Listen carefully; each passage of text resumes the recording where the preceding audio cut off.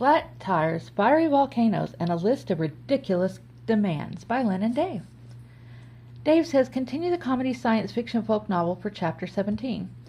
When the Motley crew returned to the flying saucer, they had 20 things go wrong, and they noticed that not only did it have a flat tire and was broke down, but they were at a reptilian traffic citation and parking ticket on the windshield. The thing would not start back up, so they were stuck on the reptilian planet. The aliens were pretty upset when they saw this, but Jamie said, that's okay.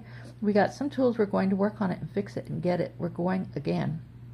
Just when they were trying to get other things started, other things went wrong. Cosmic radiation, storm, rain, hail, and volcanoes erupting along with other things. Describe in great detail how they dealt with all these problems and how they went about accomplishing the 20 items on the demand list from the retaliations. Keep the action going and make it a really funny comedy with a lot of dialogue. As the motley crew trudged back to the flying saucer, they were greeted by a dreadful sight. The sleek silver saucer was tilting to one side like a lopsided pancake, its landing gear clearly suffering a blowout. To add insult to injury, a bright yellow parking citation flapped on the windshield, pinned by what looked like a reptilian boot clamp.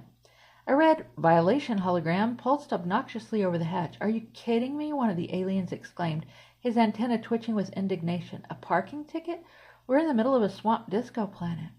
Jamie groaned and tore the ticket from the windshield. It says we violated Section 8B of the Reptilian Parking Code for improper hovering angles. What even is that? The narrator helpfully boomed. And so the heroes faced their latest setback. A traffic fine issued by lizards who apparently moonlight as meter maids. Do you have to narrate every single disaster? Father Time snapped. We get it. Life is awful. The tree stump chimed in. Hey, at least it's not me who's broken this time. Small wins, people. Jamie crouched down to inspect the flat landing gear, then popped open a compartment to reveal a chaotic tangle of wires, gears, and what looked suspiciously like duct tape. Looks like we've got a busted gravity inverter and a fried propulsion coil. Oh, and the flux capacitor is leaking cosmic goo. Wonderful, Butthead muttered, kicking a nearby rock. It ricocheted off the saucer with a loud clang before hitting a pigeon. Sorry. Forget the rock, squawked the pigeon. Where are the breadcrumbs? This dress is not good for my feathers. A cosmic breakdown. As Jamie and Four Eyes got to work assessing the damage, the sky darkened ominously. Before anyone could say, uh-oh, a hailstorm of glowing green rocks started pelting the saucer.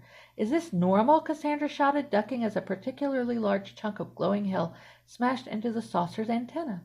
Define normal, Jamie yelled back, holding a makeshift wrench fashioned from some alien tentacle-like material.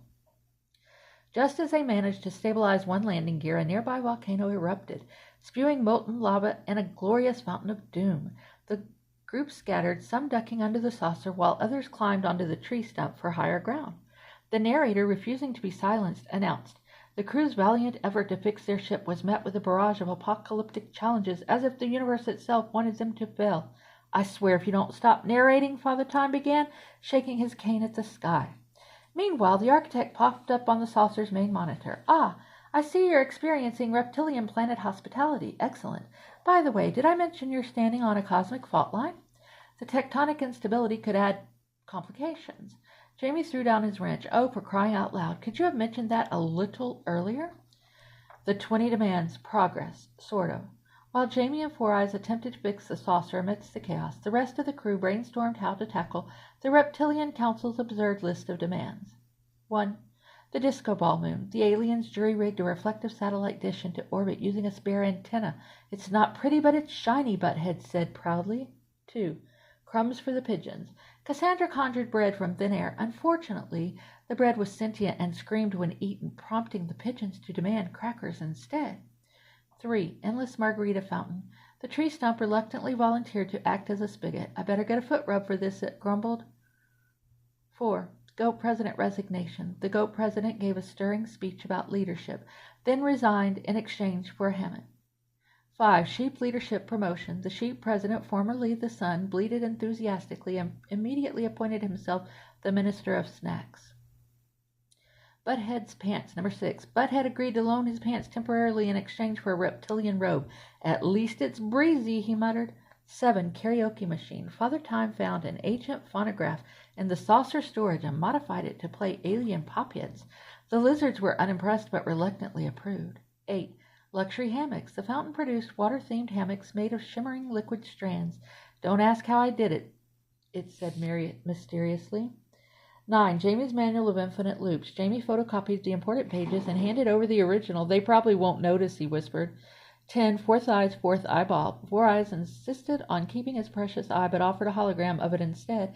The lizards grumbled, but accepted. 11. Narrator's voice box. The narrator was temporarily muted by unanimous vote. Finally, everyone cheered. 12. Father Time's Caney reluctantly handed over an old spare. They won't know the difference, he said smugly. 13. Architect's knowledge. The architect uploaded a PowerPoint presentation to the reptilian server. Knowledge is power, but only in bullet points, it quipped. 14. Pizza rolls. Cassandra magicked an endless supply of steaming rolls. They glowed ominously, but no one questioned it. 15. Tree stumps bark skin care. The bark was harvested, though the stump dramatically cried, "You're ruining my youthful glow." 16. Dave's dream consciousness. Dave, still dreaming, muttered, "Take whatever. I'm dreaming about tacos right now." 17. Bedtime story AI. The ship's onboard AI begrudgingly agreed to write children's stories under duress. 18. Cassandra's spellbook. Cassandra handed over a fake. "They won't know what's real and what's gibberish," she said confidently. 19. Black hole tour guide. Jamie offered to be the guide. "We've been there already, haven't we?" 20. Apology letters. The pigeons dictated a half-hearted apology. "Dear lizard, sorry we woke you. Love, Pigeons." An uneasy resolution. As the crew finished satisfying the demands, the sky cleared and the saucer coughed to life. Jamie, exhausted but triumphant, looked at the crew. "All right, team, let's get this supercomputer and finally get out of this nightmare." The narrator, now unmuted, chimed in, but little did they know their adventure was far from over. "Oh, come on!" the crew shouted in unison.